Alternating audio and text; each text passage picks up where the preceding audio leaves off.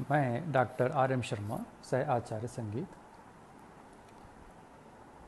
आज जो व्याख्यान का विषय है वो है वंशानुक्रम तथा वातावरण का सांगीतिक योग्यता पर प्रभाव, effect of heredity and environment on musical ability. MA final के जो 6th पेपर है उसके अंतर्गत ये टॉपिक है। प्रायः यह देखा गया है कि जैसे माता पिता होते हैं वैसी उनकी संतान होती है। बुद्धिमान माता पिता की संतान बुद्धिमान और बुद्धिहीन माता पिता की संतान भी वैसी ही होती है। यह कथन किसी सीमा तक ठीक है। बहुत कुछ मानव शरीर की बनावट एवं उसके मूल व्यवहार, उसके वंशानुक्रम पर निर्भर होता है। लेकिन जन्म के बाद मानव के चारों ओर के वातावरण में उसको समायोजन स्थापित करना होता है। इस समायोजन की स्थिति में वातावरण भी व्यक्ति को प्रभावित करने लगता है। अतः ऐसी अवस्था में केवल वंशानुक्रम के सिद्धांत को मानकर चलें तो किसी निर्णय पर नहीं पहुंच सकते। व्यक्ति के विकास पर वंशानुक्रम या वातावरण का किसका प्रभाव अधिक पड़ता है, यह प्रश्न पर मनोवैज्ञानिकों में मतभेद है। एक पक्ष के मनोवैज्ञानिक केवल वंशानुक्रम को और दूसरे पक्ष के मनोवैज्ञानिक हैं वो केवल वातावरण का प्रभाव मानते हैं। लेकिन इस प्रश्न का जवाब यही है कि मनुष्य अपनी आयु के किसी समय जो भी कुछ होता है और जैसा व्यवहार करता है वह वंशानुक्रम एवं वातावरण दोनों के सम्मिलित प्रभाव के कारण ही होता है। वस्तुतः दोनों ही मानव जीवन को प्रभावित करते हैं। वातावरण के अंतर्गत वे सभी नैतिक, सामाजिक, शारीरिक और बौद्धिक परिस्थितियाँ आती हैं जो व्यक्ति के जीवन पर अपना प्रभाव डालती है। वंशानुक्रम उन सभी गुणों का योग है जिन्हें बालक जन्म से लेकर आता है। वंशानुक्रम और वातावरण दोनों एक दूसरे के पूरक हैं। अब कुछ परिभाषाएं देख लेते हैं इसकी, कुछ अपने भारतीय और कुछ पाश्चात्य। VN झा इसकी परिभाषा में लिखते हैं कि वंशानुक्रम व्यक्ति की जन्मजात विशेषताओं का पूर्ण योग है। पाश्चात्य वैज्ञानिक वुडवर्थ कहते हैं वंशानुक्रम में वे सभी बातें आ जाती हैं जो जीवन का आरंभ करते समय, जन्म के समय नहीं वरन गर्भाधान के समय, जन्म से लगभग 9 माह पूर्व व्यक्ति में उपस्थित थी। अन्य विद्वान डगलस और हॉलैंड का कहना है कि एक व्यक्ति के वंशानुक्रम में वे सब शारीरिक बनावटें, शारीरिक विशेषताएं, क्रियाएं या क्षमताएं सम्मिलित रहती हैं जिनको वह अपने माता पिता अन्य प्रजाति से प्राप्त करता है। अब हम देखते हैं व्यक्तित्व के या व्यक्ति के विकास पर वंशानुक्रम का क्या क्या प्रभाव होता है। पहला, लिंग भेद। स्त्री पुरुष के लिंग भेद से उसके शारीरिक लक्षणों में जो अंतर होता है इस कारण वंश परंपरा का प्रभाव ही है। दूसरा, शारीरिक प्रभाव। व्यक्तियों में शारीरिक लक्षणों संबंधी भेद पाए जाते हैं। व्यक्ति के रंग रूप, चेहरे की रचना, आँख, नाक आदि की बनावट में अलग अलग विशेषताएं होती हैं।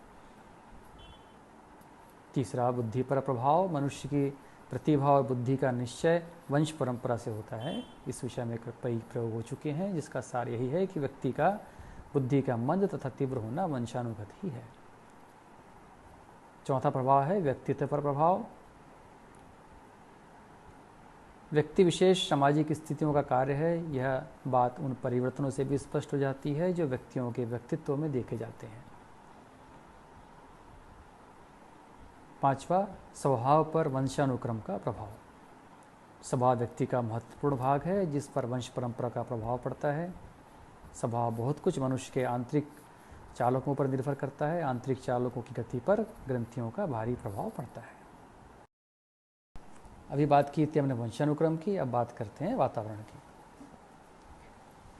वातावरण में सब बाह्य प्रभाव या परिस्थितियां आ जाती हैं जो जीव के व्यवहार, शारीरिक तथा बौद्धिक विकास को प्रभावित करती हैं। सामान्य रूप से वातावरण का अर्थ बाह्य अथवा सामाजिक वातावरण से लिया जाता है। वातावरण की निम्नलिखित परिभाषाएं हैं। डगलस और हॉलैंड ने अपनी पुस्तक में पर्यावरण शब्द की व्याख्या इस प्रकार की है। उनकी पुस्तक थी एजुकेशनल साइकोलॉजी। वातावरण वह शब्द है जो समस्त बाह्य शक्तियों, प्रभावों और परिस्थितियों का सामूहिक रूप से वर्णन करता है, जो जीवधारी के जीवन और स्वभाव, व्यवहार और अभिवृद्धि, विकास और प्रौढ़ता पर प्रभाव डालता है। एस माथुर ने अपनी पुस्तक सामान्य विज्ञान में वातावरण की परिभाषा इस प्रकार दी है कि साधारण बोलचाल की भाषा में हम पर्यावरण का अर्थ अपने चारों तरफ की परिस्थितियों से लेते हैं। अब कुछ बात कर लें संगीत की। वंशानुक्रम बालकों में जो मानसिक शक्तियां हैं उस बारे में। जब बच्चों को संगीत सिखाया जाता है तो उनमें से कुछ बच्चों में सांगीतिक योग्यता नज़र आती है। तो एक प्रश्न पैदा होता है कि सांगीतिक योग्यता कुछ बच्चों में ही क्यों है। जब उसका अध्ययन किया गया तो यह बात सामने आती है कि इन बच्चों के पिता या माता गायक हैं या वादक हैं। आनुवंशिकता में उन सब शारीरिक और मानसिक विशेषताओं का समावेश होता है जो व्यक्ति को अपने माता पिता से वंश परंपरा से प्राप्त होता है।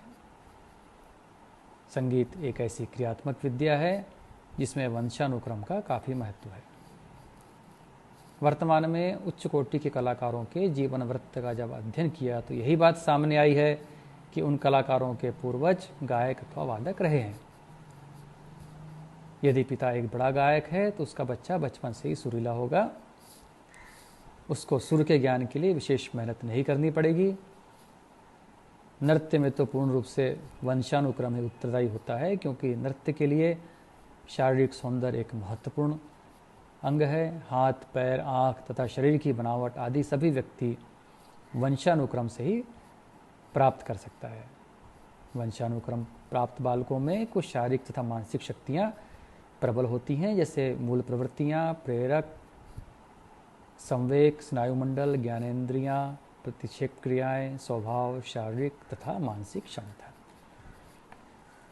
अब हम बात करें मानसिक शक्तियाँ कौन कौन सी होती हैं। पहला संवेदना। संवेदना कई प्रकार की होती है, लेकिन यहाँ केवल श्रवण संवेदना का ही विषय से संबंध है। श्रवण संवेदना किसी ध्वनि उत्तेजना के प्रति प्राणी की प्रथम अनुक्रिया है।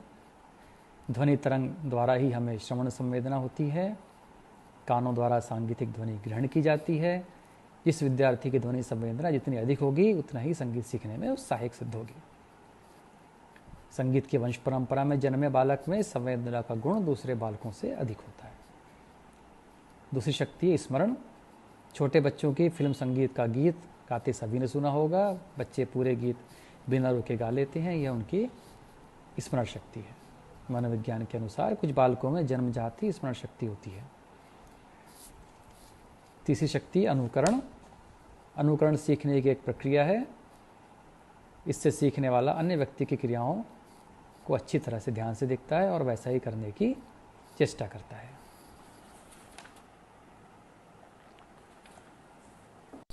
मनोवैज्ञानिकों ने अनुकरण की निम्न मुख्य विशेषताएं मानी हैं कि पहला, अनुकरण करने वाला अनुकरण की जाने वाली प्रक्रिया को पहले से नहीं जानता। दूसरा, अनुकरण करने वाला अनुकरण करने से पहले सोच विचार या प्रयत्न और भूल नहीं करता, बल्कि अनुकरण की जाने वाली क्रिया तुरंत करने लगता है। और तीसरा, अनुकरण की प्रक्रिया में अनुकरण करने वाला बिल्कुल वही प्रक्रिया करता है जो उसके सामने की जाती है। अब अंतिम और चौथी जो है ध्यान और रुचि, ये विशेषता, ये जो मानसिक शक्तियाँ है उसके अंतर्गत लेते हैं कि प्रत्येक बालक अपने परिवेश की कुछ वस्तुओं की ओर ध्यान देता है, किंतु अपने परिवेश की वस्तुओं में चुनाव करता है और कुछ विशेष वस्तुओं की ओर ध्यान देता है। ध्यान एक चयनात्मक मानसिक प्रक्रिया है। ध्यान में प्रेरणा और तत्परता भी होती है। ध्यान 3 प्रकार के होते हैं, ऐच्छिक, अनैच्छिक और स्वाभाविक।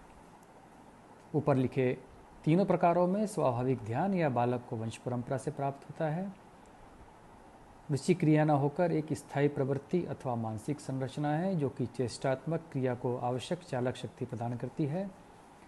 रुचि जन्मजात भी होती है तथा अर्जित भी की जाती है। जिस विषय में रुचि होगी और बालक के ध्यान उसी विषय में जाता है।